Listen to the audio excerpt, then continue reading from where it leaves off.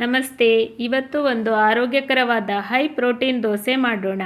ಬೇಕಾದ ಪದಾರ್ಥಗಳು: 3/4 ಗ್ಲಾಸ್ ರಾಗಿ, 3/4 ಗ್ಲಾಸ್ ಹೆಸರುಕಾಳು, 3/4 ಗ್ಲಾಸ್ ಸಾಮೆ ಅಕ್ಕಿ, 1/4 ಗ್ಲಾಸ್ ಉದ್ದಿನಬೇಳೆ ತಗೊಳ್ಬೇಕು. ಮತ್ತು ನಾನು ಇಲ್ಲಿ 2 ಹಸಿಮೆಣಸಿನಕಾಯಿ ತಗೊಂಡಿದ್ದೀನಿ. ಚೆನ್ನಾಗಿ ತೊಳೆದು 6 ಗಂಟೆಗಳ ಕಾಲ ನೆನೆಸಿಟ್ಟುಕೊಳ್ಳಿ. ಈಗ 6 ಗಂಟೆಗಳು ಕಳೆದಿವೆ. ಒಮ್ಮೆ ಈ ನೀರನ್ನು ಚೆಲ್ಲಿ ತೊಳ್ಕೊಂಡು ಆಮೇಲೆ ರುಬ್ಕೊಳ್ಳೋದು.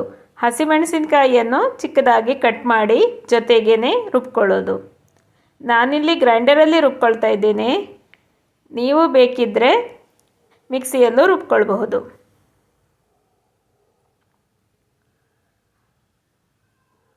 ಈ ದೋಸೆಯನ್ನು 2 ಗಂಟೆ ಬಿಟ್ಟು ಮಾಡ್ಕೊಳ್ಬೋದು.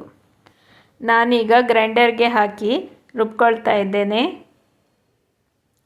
ಸ್ವಲ್ಪ ನೀರು ಹಾಕಿ ಸ್ವಲ್ಪನೇ ಹಾಕಿ ಆಮೇಲೆ ರನ್ನಿಂಗಲ್ಲಿ ಇರುವಾಗ ಹಾಕ್ಕೊಳ್ಳಿ.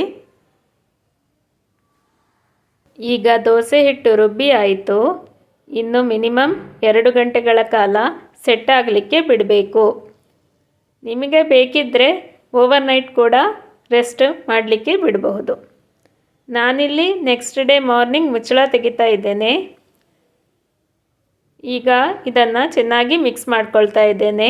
ನಾನು ನಿನ್ನೆ ರುಬ್ಬುವಾಗಲೇ ಉಪ್ಪನ್ನು ಸೇರಿಸಿಕೊಂಡಿದ್ದೆ. ನೀವು ಉಪ್ಪು ಸೇರಿಸಿಕೊಳ್ಳದಿದ್ದರೆ ಇವಾಗ ಉಪ್ಪನ್ನು ಸೇರಿಸಿಕೊಳ್ಳಿ. ಈ ದೋಸೆಯನ್ನು ನೀವು 2 ಗಂಟೆ ಹೊತ್ತು ಬಿಟ್ಟು ಮಾಡ್ಕೊಳ್ಬೋದು, ತಕ್ಷಣಕ್ಕೂ ಮಾಡ್ಕೊಳ್ಬಹುದು. ನಿಮಗೆ ಹೇಗೆ ಇಷ್ಟನೋ ಹಾಗೆ ಮಾಡಿಕೊಳ್ಳಿ. ನಾನೀಗ ಕಬ್ಬಿಣದ ದೋಸೆ ತವಾವನ್ನು ಬಿಸಿ ಮಾಡಲಿಕ್ಕೆ ಇಟ್ಟಿದ್ದೇನೆ. ಈ ದೋಸೆಯನ್ನು ಸ್ವಲ್ಪ ಎಣ್ಣೆ ಸವರಿ ಆಮೇಲೆ ಮಾಡಿಕೊಳ್ಳೋದು. ಉದ್ದಿನ ದೋಸೆ ಥರನೂ ಹಾಕ್ಕೊಳ್ಬಹುದು ಅಥವಾ ನೀರು ದೋಸೆ ಥರ ಹಿಟ್ಟನ್ನು ನೀರು ಮಾಡಿನೂ ಏರ್ಕೊಳ್ಬಹುದು. ದೋಸೆ ತವಾಗೆ ಸ್ವಲ್ಪ ಎಣ್ಣೆಯನ್ನು ಹಚ್ಕೊಂಡಿದ್ದೇನೆ. ನೋಡಿ, ಈ ಥರ ದೋಸೆಯನ್ನು ಮಾಡಿಕೊಳ್ಳಿ. ತೆಳ್ಳಗೆ ದೋಸೆ ಬರ್ತದೆ. ಆಮೇಲೆ ಸ್ವಲ್ಪ ತುಪ್ಪವನ್ನು ಹಾಕ್ಕೊಳ್ತಾ ಇದ್ದೇನೆ. ಇನ್ನು ಮುಚ್ಚಳ ಮುಚ್ಚಿ ಬೇಯಿಸ್ಕೊಳ್ಳೋದು.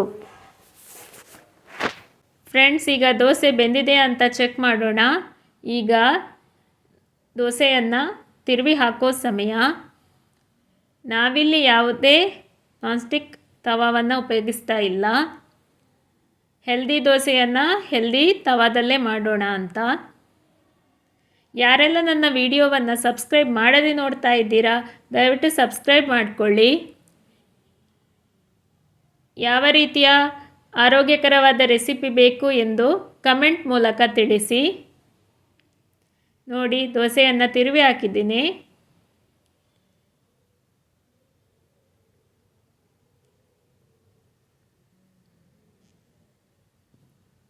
ನೀವು ಈ ದೋಸೆಯನ್ನು ಸುಲಭವಾಗಿ ಮಾಡಿಕೊಳ್ಬಹುದು.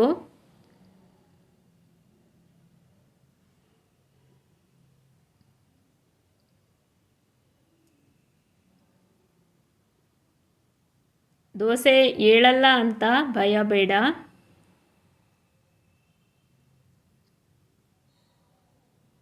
ಈ ದೋಸೆ ಚಟ್ನಿ ಜೊತೆ ಬಹಳ ಚೆನ್ನಾಗಿರ್ತದೆ.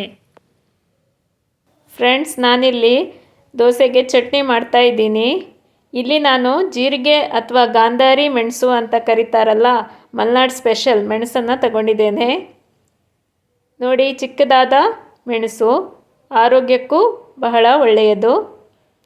ಇಲ್ಲಿ ನಾನು 1 ಕಪ್ ತೆಂಗಿನಕಾಯಿ ತುರಿಯನ್ನು ತಗೊಂಡಿದ್ದೇನೆ ಹಾಗೂ ಜೀರಿಗೆ ಮೆಣಸನ್ನು ಹಾಕ್ಕೊಳ್ತಾ ಇದ್ದೇನೆ.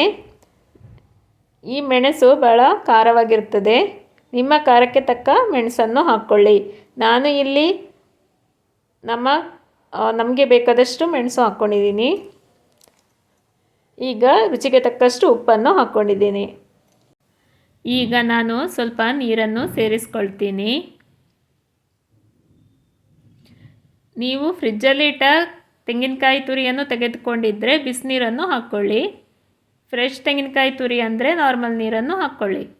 ನೋಡಿ ಫ್ರೆಂಡ್ಸ್, ಈಗ ಚಟ್ನಿ ರುಬ್ಕೊಂಡು ಬಂದಿದ್ದೀನಿ. ಜೀರಿಗೆ ಮೆಣಸಿನ ಚಟ್ನಿ ಸಿದ್ಧವಾಗಿದೆ. ವಿಡಿಯೋ ಇಷ್ಟವಾಗಿದ್ದಲ್ಲಿ ನನ್ನ ಚಾನೆಲನ್ನು ಲೈಕ್, ಶೇರ್, ಸಬ್ಸ್ಕ್ರೈಬ್ ಮಾಡಿ. ಧನ್ಯವಾದಗಳು.